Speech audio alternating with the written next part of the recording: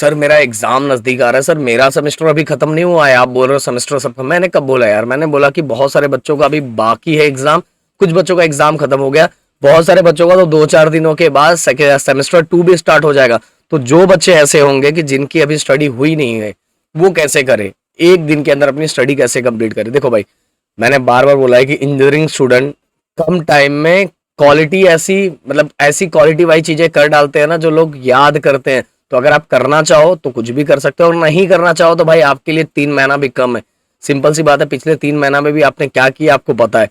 अब हो सकता है आगे आने वाले 3 महीने जो होंगे नेक्स्ट सेमेस्टर का, तब तक आपको सब समझ में आ चुका होगा कि यार अगर मैं अभी लेट करूँ, देरी करूँ तो गड़बड़ हो जाए। देखो यही चीजें मैं स्टार्टिंग से समझाता था, बट बहुत कम बच्चे थे जो चीजों को सुनते थे और फॉलो करते थे।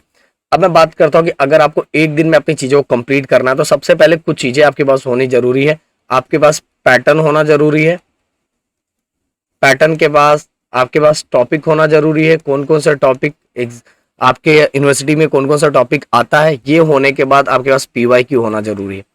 और पीवाईक्यू में खुद का कलेक्शन तैयार करना है, खुद कलेक्शन तैयार करना है कि कितने क्वेश्चन है जो बार बार रिपीट हो रहा है। ऐसे 2 कलेक्शन बनाने हैं, एक ऐसा कलेक्शन होना चाहिए जिसमें जो क्वेश्चन बार बार रिपीट हो रहा है, दूसरा कलेक्शन ऐसा होना चाहिए जो बहुत कम रिपीट हो रहा है। पहले कलेक्शन में आप देखोगे 15 से 20 ही क्वेश्चन मिलेंगे, दूसरे कलेक्शन में थोड़े से ज्यादा हो सकते हैं। बट आपके पास जब कलेक्शन इकट्ठा हो जाएगा तो आपको समझ में बस इतना ही पढ़ना है।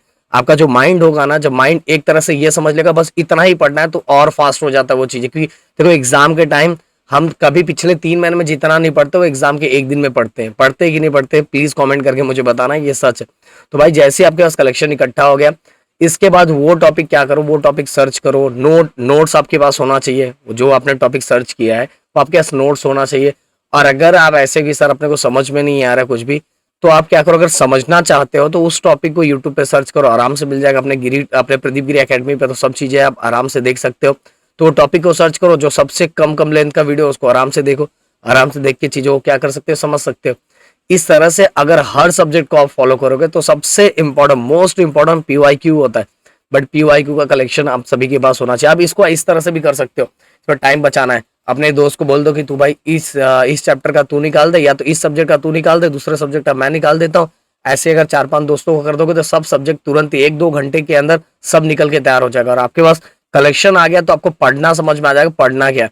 और इस तरह से करोगे तो भाई एक दिन में पूरी चीजें कंप्लीट हो जाएगा। और भाई पीवाईक्यू ही आता है एग्जाम में, ओके। रेयरली कुछ चीजें चेंज होती है। पीवाईक्यू आपने कर लिया ना, हाँ थोड़े बहुत नंबर ऊपर नीचे हो सकते हैं, बट इतनी थी मैच्योरिटी आ चुकी है हमें, क्योंकि हम इंजीनियरिंग स्टूडेंट बन चुके हैं। इतना तो समझदारी हमें आ ही चुकी होगी। अगर अभी भी आप ये नहीं समझ पाए, नहीं सर मेरे को सेम नंबर चाहिए, नहीं भाई, कभी कभार नंबर थोड़े बहुत चेंज हो जाते हैं और कभी कभार सेम भी आते हैं। तो अब इतना आपको करने आना चाहिए। तो शायद मेरी बात समझ में आ गई होगी, और समझिएगा तो प्लीज कमेंट करना, इस वीडियो को शेयर कर देना लोगों तक। Thank you so much guys, जय हिंद दोस्तों।